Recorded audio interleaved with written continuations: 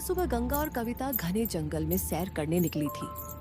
गंगा, अब मैं इस गरीबी की जिंदगी से सच में बहुत परेशान हो गई हूँ। हमारी साथ की सारी सहेलियों की शादी अमीर घर में हो गई है। कविता, मेरी प्यारी सहेली, देखना एक दिन सब ठीक हो जाएगा। हमें दूसरों को देखकर अपनी जिंदगी को बुरा नहीं बोलना चाहिए। हाँ गंगा, तू सही कह रही है। शायद मुझे इतना परेशान नहीं होना चाहिए, पर एक बात है, हमारी जिंदगी में एक सबसे प्यारी चीज है, वो है हमारी दोस्ती। गंगा और कविता जंगल में बतियाती हुई घूम रही थी। इधर गंगा की माँ रेखा उन्हें ढूंढते हुए परेशान हो रही थी। रेखा गुस्से में कविता के घर जाती है। अरे लीलावती, तुमने गंगा और कविता को कहीं देखा क्या? पता नहीं दोनों कहाँ चली गई हैं। कहीं दोनों फिर उसी जंगल में तो नहीं चल गई? नहीं, मैंने उन्हें नहीं देखा। सुबह से मैं भी ढूंढ रही हूँ। घर में इतने काम पड़े हैं और इन्हें बस घूमना ही सूझता है। आने दो आज। मैं तो आज कविता की अच्छी खबर लेती हूँ। रेखा गुस्से में उन्हें ढूंढते ढूंढते जंगल की तरफ जाती है। दोनों सहेलियां एक पेड़ के नीचे आराम से बैठकर बातें कर रही थी। अरे, तुम दोनों यहाँ आराम से बैठकर बातें कर रही हो? घर में सुबह सुबह इतना सारा काम पड़ा है और तुम्हें जरा भी फिक्र नहीं है। कितनी बार मना किया है तुम दोनों को कि इस घने जंगल में मत आया करो। तुम्हें समझ में नहीं आता क्या? यहाँ चोर घूमते रहते हैं, कोई भी अनहोनी हो सकती है। माँ, हम तो बस ऐसे ही सुबह सुबह थोड़ी सैर करने आ गए थे। हमें लगा थोड़ी देर इस सुंदर हरे भरे जंगल में घूम लेंगे तो अच्छा लगेगा।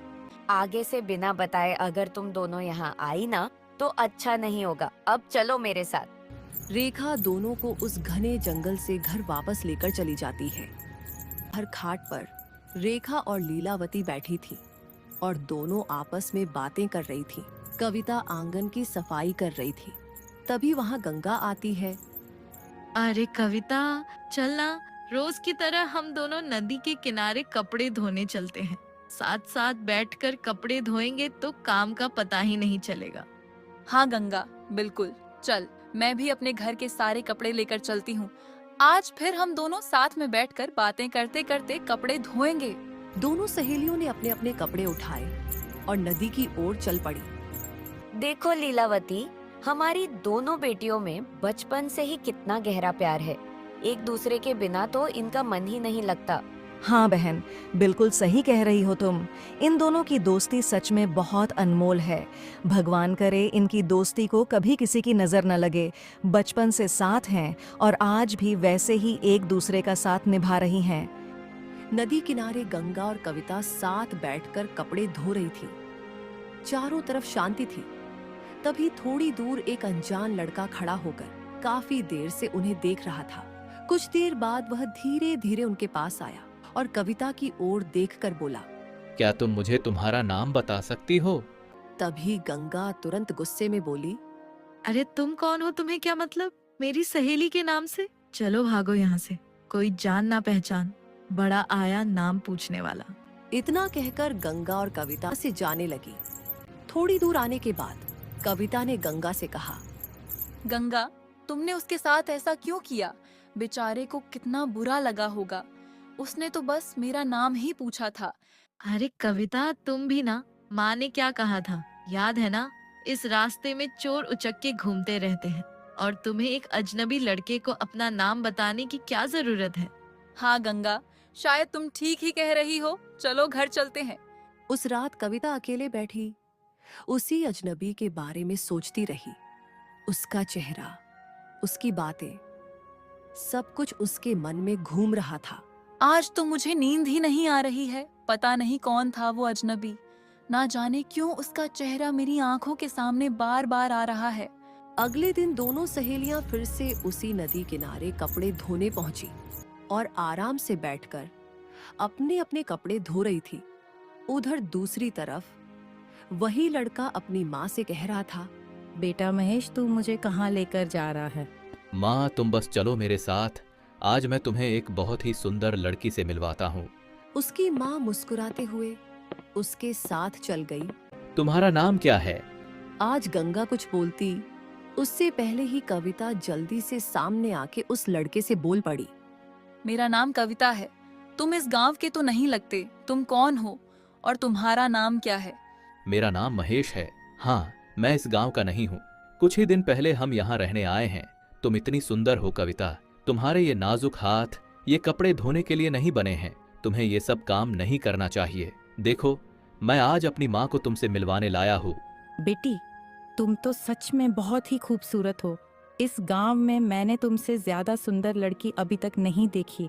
ये सब देखकर गंगा को थोड़ा अजीब लगने लगा। उसने मन ही मन सोचा, ये लोग कौन हैं? ये कविता की इतनी तारीफ क्यों कर रहे हैं और अचानक से इतना अपनापन क्यों दिखा रहे हैं? कविता, घर चलो। देखो कितना समय हो गया है। सुबह से निकले थे और अब तो काफी देर हो चुकी है। हमारी माँ ने जरूर परेशान हो रही होंगी, बार बार हमें ढूंढ रही होंगी। चलो अब, नहीं तो फिर डांट भी पड़ेगी। दोनों घर की ओर चल पड़ी, लेकिन आज कविता को वहां से इतनी जल्दी जाने का मन नहीं था। उस रात कविता अपने बिस्तर पर लेटी थी, लेकिन उसकी आंखों में बिल्कुल भी नींद नहीं थी। वह उठकर बैठ जाती है। वो लड़का कितना अलग था सबसे। उसकी बात करने का तरीका, उसकी आंखों में जो अपनापन था, पता नहीं क्यों, लेकिन उससे बात करके मुझे बहुत अच्छा लगा। ऐसा लग रहा था जैसे मैं उसे पहले से जानती हूँ। अगर आज गंगा मुझे रोकती नहीं तो शायद मैं उससे और भी बातें कर पाती। वह खुद ही मुस्कुरा उठती है। तभी कविता की माँ लीलावती कमरे में आकर बोलती है, अरे कविता, तू अभी तक जाग रही है?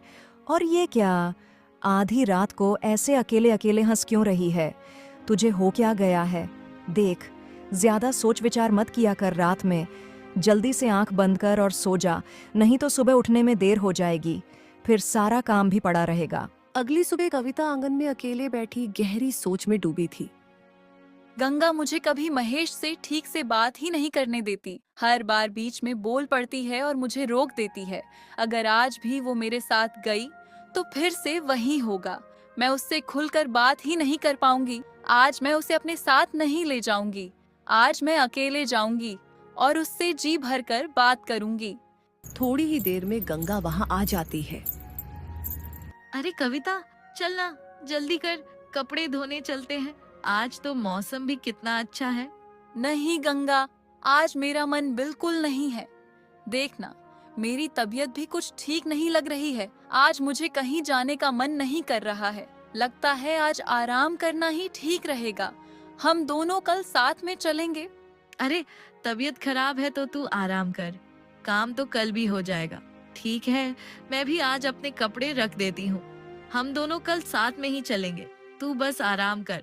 जैसे ही गंगा वहां से गई, कविता बिना देर किए चुपचाप सीधा नदी किनारे पहुंच गई।